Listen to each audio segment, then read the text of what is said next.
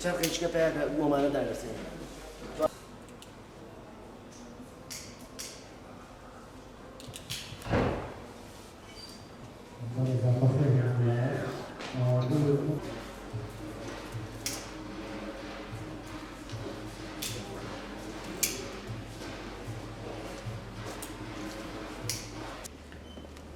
صافی وتەنی قاسیدەیەگەر بێ لە تۆ بێنێ سەلام و بێتەلام ژێری کەوشی ماچەکەم قوربان بە تۆز و گەردەوە ئێشی زامم وا لە بینی عالەما مەعلوم بووە گەه لە خوێنی چاوەکانم گەه لە ڕەنگی زەردەوە ئامادەبوانی بەڕێز ئێستاش بێدەنگە بین بۆ هەندێک چریکە و سۆز و وەفای تیپی مۆسیقای شنەروێ ئەمڕۆ زرینگە و دەنگی سەدای ئەم ئازیزانە سەدای دەنگەژێ ئاڵتونیەکانی ژەنیارانی بەتوانا لە تیپی شنەروێ لەگەڵ دەنگە بەستویەکەی هونەرمەند وشیار حەمەفەرەج کە خاوەنی گەروێکی جاودانی پڕ لە حوزن و ئەفسوون بارە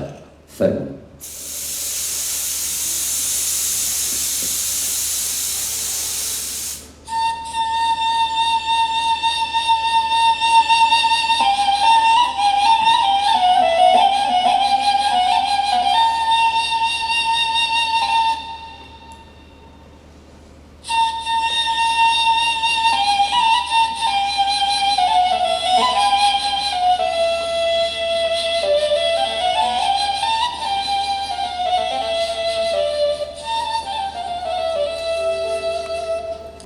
کابرا کاتا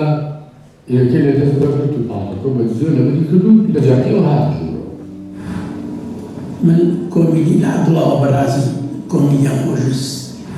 ڕاستی و کاتێککە ئەو ڕۆڵەیە کاربەرزوو خۆی زیاتر ئیبداعی بوو کە زیاتر ڕۆڵێکی کۆمیدی بوو دوای ئەوەش کە ڕۆشتینەوە بۆ هەڵەبجە چەند شانۆدەریەکی بۆ یادی هەڵەبجە کرد لە نەتیجەی ئەوەی کە خواردن کەلوپەلانە ئامادەکرد کار بکرد هەر تەرکیزی لەسەر دەستی کارە عەبەد و هێنایی جەمال شەزدەکە و کەسێکی کۆمیدیە هادفە سێزم کردوتەوە بۆ تاخیر بوو و گریە قاعە دەست بکە بە بریان مامۆستا حکمەت دنیوم اسماعیل سوون عوسمان فارس و کۆمەڵە لەگەرانتەران لێوە بوو کە ئەسەد زۆر ناخۆش و زۆر گریان مامۆستاوان بەڕاستی نازانی گریانەکەی من بۆ ئەوەی ماڵی تۆ سیاوەخەت ئەزانە دەست شووە